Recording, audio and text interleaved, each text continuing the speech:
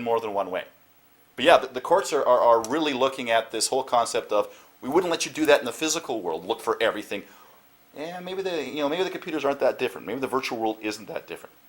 I think that'll really happen when we start getting into the cloud computing, and you're not going to be able to look at everything in Google's cloud. You'll be able to look at a specific subsection that that the court authorizes you to look at, and that's it. Because the cloud is just, where does it stop? Spam. So I'll address this to the audience. So Mark has given this presentation, and he has given us examples, the intelligence community, the law enforcement community using forensics. But let me just say, there are other uses of this, where this is going to be important for those of you working in computing as you go forward. So for instance, in a corporate setting, you may want to find out who was it who sent the harassing email? Or who was it who leaked the trade secrets to a competitor? Who was it who accessed the company servers to get salary information they weren't supposed to? That's not a law enforcement purpose per se, because that may be a civil case. That may even be something that's kept within the corporation for their own value. So there is an obvious place where that may be used. Another place is when we're talking out in the civilian infrastructure. I mentioned one example, for instance, but very often people have lawsuits against each other about what they knew, when they knew it, relationships, interference with relationships, other kinds of property ownership. And so a lot of that, being in the online realm, is going to now be of interest when we start looking at civil suits. So certainly the place where that's been exercised is DRM for unauthorized downloads, but it covers a much wider area as the legal profession begins to move into this and pays attention.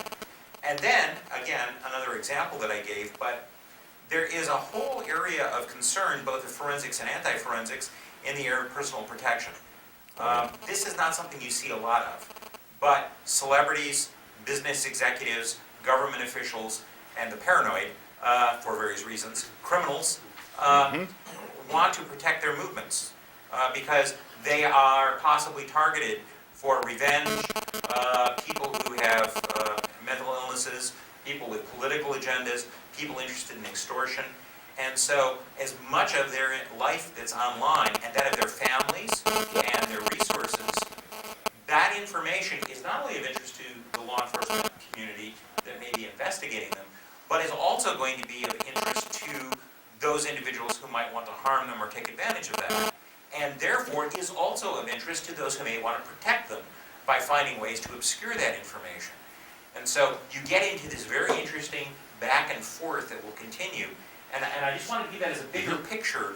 So if you look at this, it's not really limited just to those agencies of a government that may be pursuing a wrongdoer, but it's a much bigger area that's going to have lots of impact on your lives in the years to come, assuming we still have enough energy to run computers.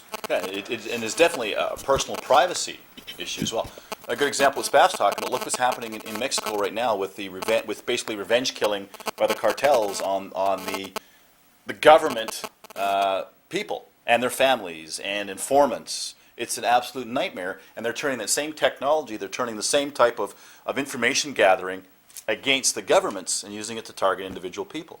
The other thing is, as more of this context, as governments and entities and corporations and businesses are tracking more and more of what we're doing, as they start developing a personal narrative that becomes very accurate to you, that's incredibly invasive from a privacy perspective.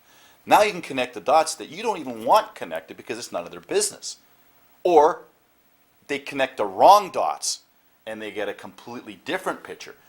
We're getting more and more things on us that allow us to be surveilled than ever before. It's not just the cameras that are out there at the intersections. It's the GPS that's built in, the OnStar.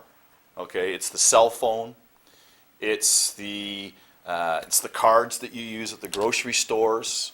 It's the what is it called? The more secure ID that we're going to use, supposedly using for driver's licenses that have supposedly have the RFID chips and everything. As more and more of that is available, you'll see more and more of a push to start being able to build personal narratives on everybody, and that is a huge concern. So yeah, I'm talking about the context of an investigative from that side, but there's always the flip from the privacy, from the social and public policy And it's bad when government does it. It's bad when private citizens can do it, on themselves, and it's bad when corporations are able to do that on you. There was a big issue out in California a while back. One of the middle schools wanted every kid to wear an RFID chip in the school so they could track where they were.